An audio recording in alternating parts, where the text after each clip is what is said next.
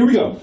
This is neither poetry nor prose. It's just me kind of talking and spouting out some random thoughts that I had today. It's on, I had recent events in my life that got me thinking about girlfriends, breakups, things like that.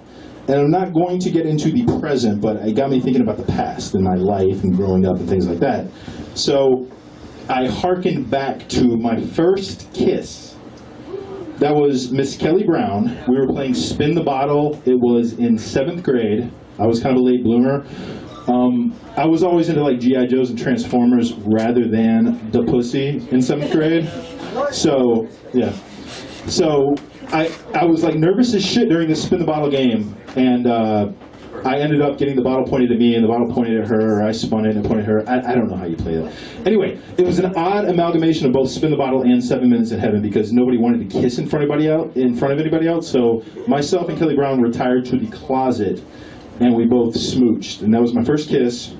And then the next day in school, or Monday in school, or whatever it was, I heard from like the 7th grade grapevine that she said that I bit her lip.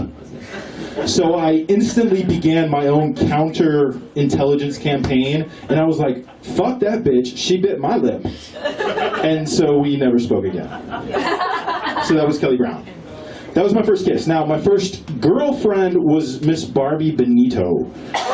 She was a young lady of Filipino descent, and I attribute these experiences with my love for the Asian dragon lady, kind of Asian Oriental. Do we say that? Is Oriental a thing? Well, okay. First of all, let me interject here.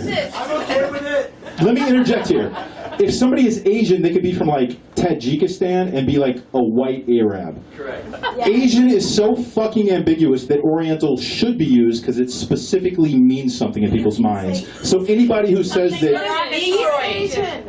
East Asian? Yeah. The Chinaman is not the issue, dude. Yes, let's get back to the rug and go. All right, so Barbie Benito was a gymnast. She was a dancer. She actually had an ass you could bounce a quarter off of because I tried this at one point. I'm kidding, I didn't try that. But she did have a nice ass. I was a friend of hers since like about 5th grade, and then here comes 7th grade about midway through. Somehow I said I liked her, and a friend heard that and hooked me up with her. And the whole time I was like, prior to this, we could talk, we were friends, whatever. But then as soon as we were going out, I was like paralyzed in fear. I don't think I said like 3 words to her the entire like week and a half we went out, and then eventually she didn't like dump me. She told people that she dumped me, and I heard about it, and then we just stopped talking. And then I think like a year after that, we got to be friends again. So that was my first girlfriend, Barbie Benito, and I love Asian women. Moving on. The first time I had sex. 15 years old. Jill Cosner. This is on video. All right, so Jill Cosner. She was new to my school. You know how you get that new girl mystique, and everybody's like, psh, psh, new girl, new girl. Psh, psh. That happened. She came from a place called Potomac High School, and if anybody came to the Storytellers Night at Area 23, this is a little bit of replay.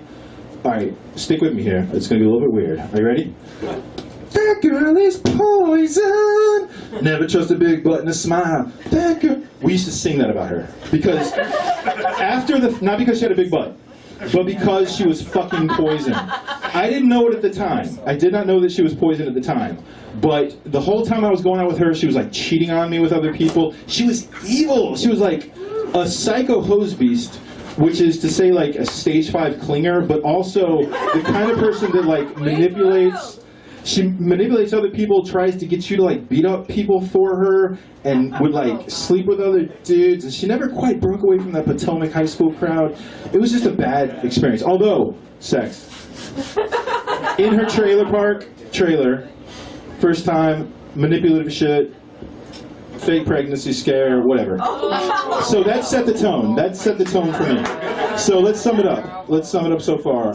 Bit a girl's lip, love Asian chicks, women are evil. Then, between My sophomore, junior year, I moved to Buffalo from Virginia. In moving to Buffalo, it was like a change. I lost all my friends, all the girls that I had known for years and years and years that I had seen like sprout in front of me. It's like boobs, braces.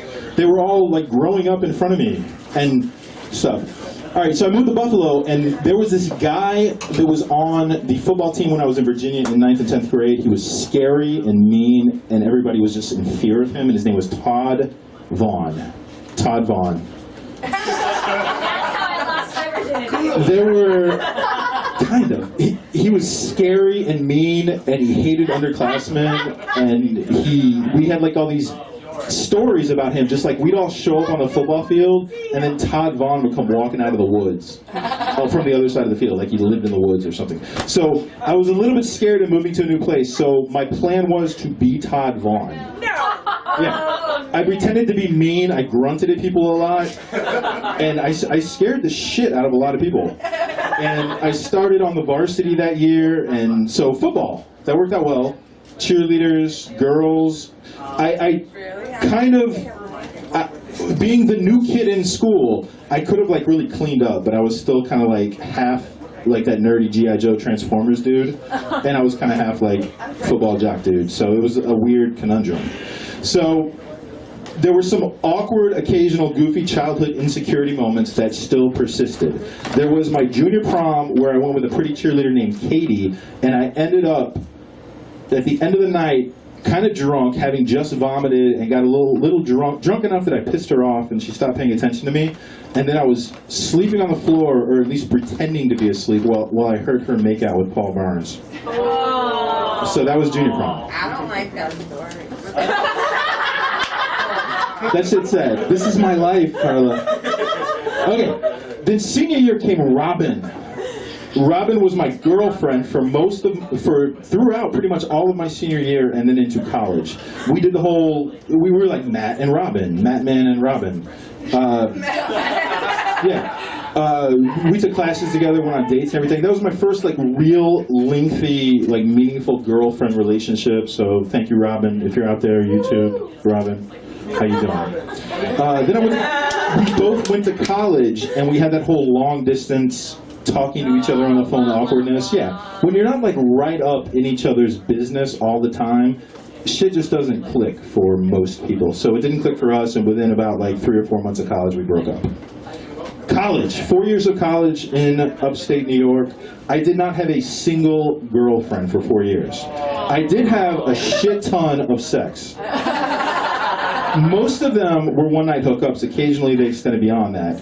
Usually they were only one-night hookups at my instigation, I think. There was a lot of alcohol involved, and for all I know, it could have been just a one-night thing for them as well. I didn't stick around to find out. I would occasionally return to my high school hometown, and I would hook up with some of the girls that I had wanted to hook up in high school. So that was cool. College was a good time. All right, so kind of wrapping this up a little bit. As for everything since college. You just graduated college, right, man? Well, okay, I guess it's been a while since then. Well, there's a category called post-college adult relationships, and that's like a whole nother story, a whole nother thing. I need therapy. I'm still trying to figure that shit out. So for most of my 20s and most of my 30s, my MO, my modus operandi, I have no clue what I want in a relationship, but I have a pretty good idea what I do not want. So I, lay down that law. So usually 6 months to a year of a relationship, then I'd have the talk with a girl. The talk it would usually leave them in tears, and yet we'd usually continue going out for a little while until they got tired of my shit and broke up with me. The talk consisted of, I firmly believe that we have gone as far in this relationship as we're going to go. So as far as moving in together, as far as, what are other things that normal people Marriage. do? Yeah, marriage, kids, that kind of shit. Commitment. Yeah, Love. well, there was a little bit of commitment. I might have said I love you a couple times, I'm not sure. But I would basically say that we have gone pretty much as far as we're going to go, and I'm just not built to go any further, so let me know when you get tired of this shit. So, a few months or a few weeks or whatever they'd eventually break up with me, and I felt guilt-free because I was doing what I want, they were doing what they want, it's all good. it has that kind of philosophy. I don't know if it's good or bad. It's ended me up being very baggage free. So other people that are about to turn 40 have 1 or 2 divorces under their belt, numerous children, that kind of thing. I don't really have any baggage. I don't have much in the way of addictions. I don't have any financial obligations. This is going on eHarmony. Well, when I was in my early 30s, having no baggage is a selling point. But as you get older, people start looking at you funny when they find out that you don't have these things. You know, like normal people living normal lives accrue these things, and I have not. So, don't know. All right, so last paragraph, I'm just going to read it, because I wrote this earlier today. I'm not actually even sure what it says. I'm just going to read it. Now, maybe I'm getting better. I don't think I'm any closer to figuring out what I want, but maybe my ideas about what I don't want is getting less restrictive. I'm more willing to try out and accept what all that shit that normal people do naturally. And that's all. All you fucking normal people.